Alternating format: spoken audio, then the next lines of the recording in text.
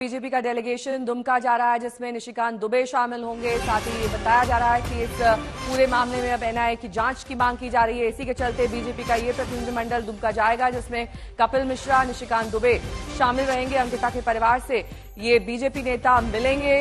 राष्ट्रीय महिला आयोग का दल भी दुमका जाएगा। पुलिस प्रशासन के अफसरों से मिलेगी एनसीडब्ल्यू की टीम। सूर्याग्नि मेरे सहयोगी इस वक्त तमाम जानकारी के साथ जुड़ रहे हैं। सूर्याग्नि, राजनीतिकरण से परे आपसे ये जानना चाहेंगे कि अगर इस पूरे मामले में पीएफआई से तार जुड़ रहे हैं तो क्या अंकिता इकलौती विक्टिम थी या इससे पहले भी कुछ महिलाओं को टारगेट किया गया था लेकिन मामला संज्ञान में नहीं आया था? देखिए, इस विषय पे अभी तक पुलिस के द्वारा इस विषय पे कुछ तथ्य सामने उभर कर आया है नहीं कि और कोई विक्टिम्स इस पर्टिकुलर एरिया में दुमका में थे कि नहीं, और अगर थे भी तो उनके जो अक्यूज थे या फिर कन्विक्स थे उनका पीएफआई के साथ कोई संबंध है कि नहीं, उस पर अभी तक पुलिस के द्वारा कुछ सामने आया है नहीं। लेकिन बीजेपी की तरफ से बार बार ये दावा किया जा रहा है कि पीएफआई बहुत एक्टिव है। रघुवर दास से लेकर लुई मरंडी से लेकर बाबूलाल मरंडी तीनों ने ही ऐसा दावा किया है कि पीएफआई जो है, जो उनके गवर्नमेंट के टाइम पे उन्होंने कंप्लीटली उसको एकदम खत्म कर दिया था इस क्षेत्र में, फिर से एक्टिव है और ये ऐसे कामों में पीएफआई इन्वॉल्व है। ये बीजेपी का कांस्टेंट दावा है।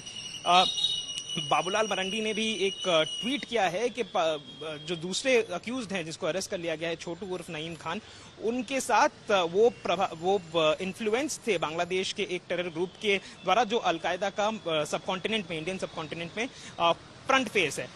ये सब तथ्यों को देखा जा रहा है पुलिस के द्वारा, इस पे इन्वेस्टिगेशन अभी चल रही है और इसी बीच बीजेपी का एक प्रतिनिधिमंडल निशिकांत दुबे और कपिल मिश्रा की तरफ से ये लोग आएंगे। घर वाले के साथ ये लोग मिलेंगे और जो हमें समझ में आ रहा है कि एक राशि, एक फाइनेंशियल हेल्प भी फैमिली को दिया जाएगा बीजेपी की तरफ से।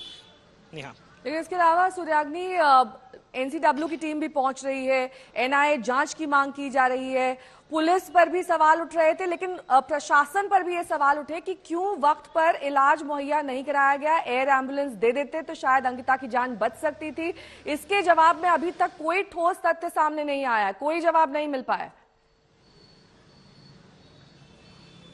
जी हाँ, बिल्कुल। देखिए, पहले दिन ही अंकिता के फादर ने हमसे बात की। उन्होंने कहा कि अभी 10 लाख रुपया देके क्या फायदा होगा, अगर पहले दे देते जब अंकिता का इलाज हो रहा था तो तब शायद अंकिता बच जाती। तो फैमिली ने भी सरकार को इस मामले में घेर लिया है और वो दावा कर रहे हैं कि अगर सरकार ठीक टाइम पे हेल्प करती तो शायद अंकिता बच भी जाती। नेहा, ठीक है, बहुत बहुत शुक्रिया इस तमाम जानकारी के आपका। दुमका से हमारे संवाददाता सूर्याग्नि रॉय जानकारी दे रहे थे।